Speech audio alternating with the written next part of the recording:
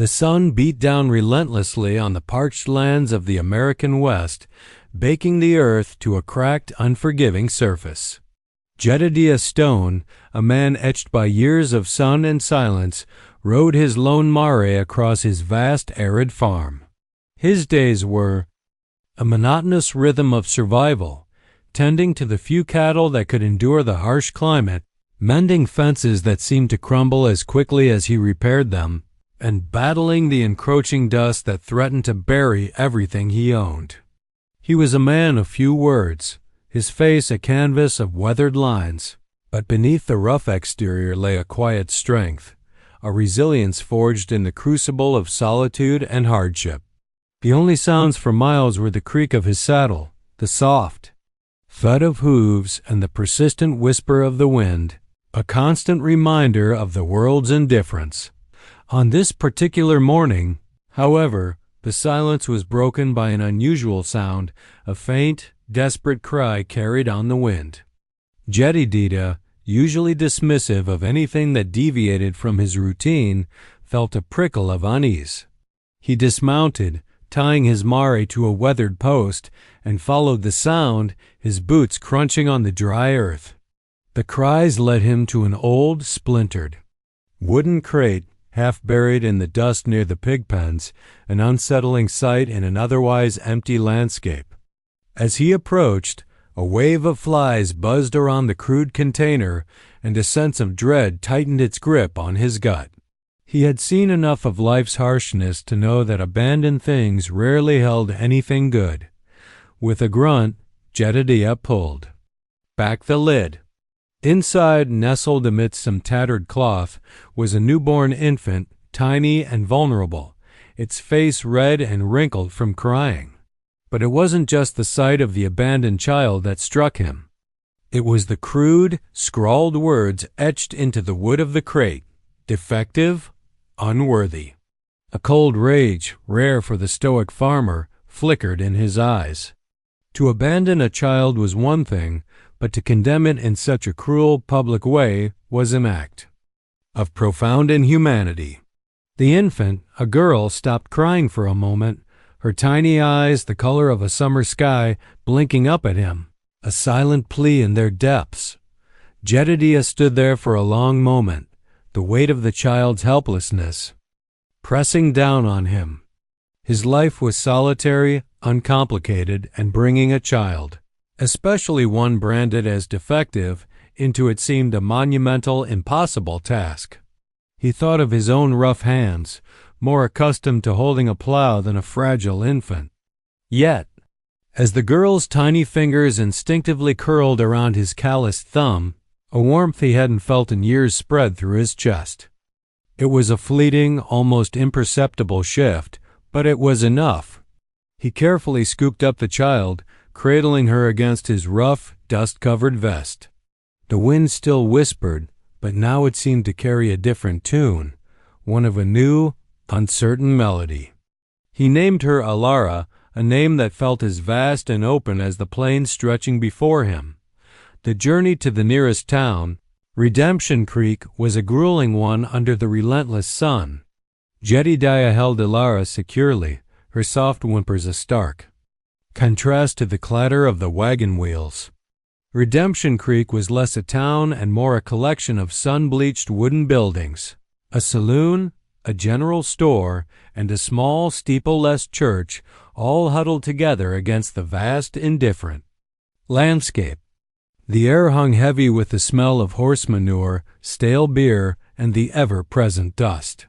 As Jedediah steered his wagon down the main street, the few people milling about stopped their conversations, their gazes sharpening on the unexpected sight of a reclusive farmer with a bundled infant. He knew what they saw, a man who kept to himself, now with a child he shouldn't have, a child whose presence undoubtedly sparked rumors and judgment. As he entered the general store, the chattering ceased, replaced by a tense silence. Mrs. Gable, the proprietor, a woman with eyes that missed nothing, stared openly at Elara. Her gaze lingered on the infant's slightly asymmetrical features, the very reason for the cruel label. "Jedediah," she said, her voice thin with thinly veiled curiosity, "what's that you've got there?" Her tone was more accusation than question. He simply stated his need for milk and supplies for the baby, his usual terse manner now carrying an unspoken challenge. Word spread through Redemption Creek like wildfire. Whispers followed Jedediah as he moved through the town. "Did you see that farmer with that child?" The unspoken accusation hung in the air. Who was the child's mother? And why was it with Jedediah? More insidious were the murmurs about the child itself, the old wives' tales and superstitions surrounding children born with any perceived imperfection. They called her cursed and unnatural, a dark omen for the struggling town. Children pointed and stared, their parents quickly pulling them away as if Elara's very presence was contagious. Jedediah felt the sting of their judgment, but his resolve only hardened. He had made a choice, and he would stand by it. The most cutting blow came from Reverend Elias Thorne, the town's spiritual leader, a man whose sermons often preached of sin and redemption, but rarely of compassion. He approached Jedediah outside the church, his face a mask of feigned concern.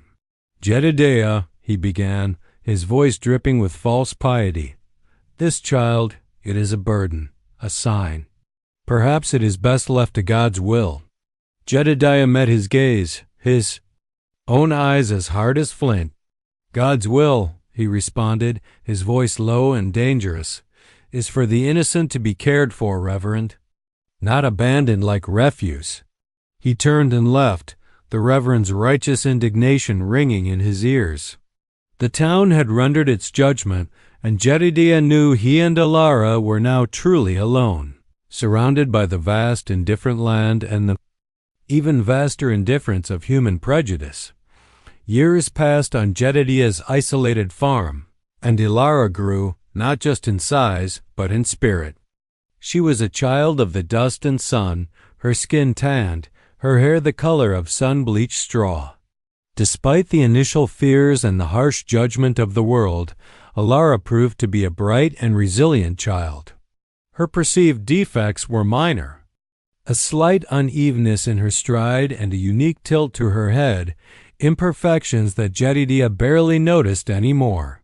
She learned quickly, absorbing everything Jedediah taught her about the land, how to identify different plants, how to track small animals and the rhythms of the seasons. Her curiosity was boundless, and her laughter, a rare and precious sound, echoed across the quiet plains, bringing a lightness that Jedediah hadn't known his life was missing. Their days were a tapestry woven with shared tasks and quiet companionship. Elara would follow Jedediah as he worked, her small hands mimicking his larger calloused ones. She learned to mend fences, to gather eggs from the chickens, and even to help in the garden, her tiny fingers carefully tending to the stubborn crops. Jedediah, in turn, found himself speaking more, explaining the nuances of the land, the habits of the animals, and the wisdom he had accumulated over a lifetime of solitude. He taught her to read from the few worn books he possessed, their shared evenings illuminated by the flickering light of a kerosene lamp, the quiet hum of the wind outside their only accompaniment. Their bond deepened with each passing day, a silent understanding passing between them that transcended words. Despite their growing bond, the shadows of the past still lingered. Elara was acutely aware of the hushed whispers and averted gazes when they occasionally ventured into Redemption Creek. She knew she was different, knew what people thought of her, and sometimes a quiet sadness would settle in her eyes. Jedediah, seeing her pain, would reassure her not with empty words, but with unwavering actions. He would take her riding across the open plains, showing her the vastness of the world beyond the narrow confines of human judgment. He taught her self-reliance, and instilled in her a quiet confidence, reminding her that her worth was not determined by the opinions of others. He emphasized that true strength came from within, from a resilient spirit that could weather any storm. Yet, even in their isolated haven, the world found ways to intrude. One day, a traveling merchant, curious about the reclusive farmer and the girl, stopped by their farm. The merchant, though seemingly harmless, carried with him the prevailing prejudices of the time. He spoke of miracle cures and omens, hinting at Elara's perceived flaws as a curse. Jedediah, his eyes narrowed, listened patiently before stating, in a tone that left no room for argument, that Elara was perfect just as she was. The merchant, sensing the farmer's quiet fury, quickly made his excuses and departed, leaving Jedediah with a renewed understanding of the constant battle they would face against ignorance and superstition. It was a stark reminder that even in the vastness of the prairie, they were not entirely safe from the small-mindedness of humanity. The seasons turned, and with them came a trial more formidable than any human prejudice, a relentless suffocating drought. The sky, once a brilliant blue, became a pale, washed-out canvas devoid of clouds. The sun, usually a welcome warmth, transformed into a malevolent eye, baking the already dry earth until it cracked into 1,000 fissures. The crops withered and died, turning to brittle husks in the fields. The well, their lifeline, slowly receded, its once clear water turning to a murky, dwindling trickle. Jedediah and Elara watched in silent despair as their meager livelihood, built on years of sweat and toil, began to crumble before their eyes. The cattle, their ribs starkly visible, lowed mournfully, their thirst a palpable ache in the parched air. The drought wasn't just a threat to their survival. It was a test of their resilience, a crucible that would either break them or forge them stronger. Jedediah, ever practical, began rationing their dwindling supplies, his face grim, his movements heavy with the burden of their uncertain future. Elara, no longer a small child but a strong, capable young woman, worked tirelessly alongside him, her youthful energy a stark contrast to his weary resolve. She hauled buckets of precious, brackish water, helped salvage what little edible plants remained, and offered a quiet, unwavering support that became Jedediah's anchor in the storm. Their shared struggle deepened their bond, turning their relationship from guardian and ward into one of true partnership. As the drought worsened, even Redemption Creek began to feel its pinch. The small community, usually so quick to judge, found themselves facing a common enemy. Water became a currency, and desperation began to chip away at the thin veneer of civility. Word reached Jedediah of other farms failing, of families packing up their meager belongings and heading west, chasing rumors of greener pastures. He knew they couldn't afford to leave. Their roots were too deep in this unforgiving soil, and Jedediah, despite his solitude, felt an unspoken responsibility to the land he had tirelessly cultivated. It was Elara who, with her keen observational skills honed by years of watching the land, noticed something Jedediah had missed. She observed patterns in the migration of certain desert animals, noticing where they congregated in the early hours of the morning, seemingly finding some hidden moisture. Following her intuition, Elara convinced Jedediah to dig at a particular spot, far from their usual well, near a cluster of hardy desert shrubs. He was skeptical, but trusted her implicitly. Hours of back-breaking labor later, their shovels hit something soft, then damp. A trickle of water, then a steady flow, began to seep into the makeshift well. It wasn't much, but it was enough to sustain them. A small miracle in a land that seemed to have forgotten how to give. The discovery brought a glimmer of hope to their parched lives, a testament to Elara's keen mind and the unexpected wisdom she possessed. The discovery of the new water source, though small, was a turning point. It was enough to keep their remaining livestock alive and to sustain them through the tail end of the drought. News of Elara's find, initially met with skepticism, slowly spread through Redemption Creek. Desperate for any relief, some of the more open-minded farmers and townspeople ventured out to Jedediah's isolated farm, cautiously approaching the man they had once ostracized. They saw the new well, a testament to ingenuity and observation, and more importantly, they saw Elara no longer a defective outcast, but a resourceful young woman who had, in a small but significant way, helped them survive. The drought eventually broke, heralded by a series of long-awaited rainstorms that washed away the dust and brought a renewed sense of hope. The land, thus scarred, began to heal, and with it, the community of Redemption Creek started to mend its own fractured bonds.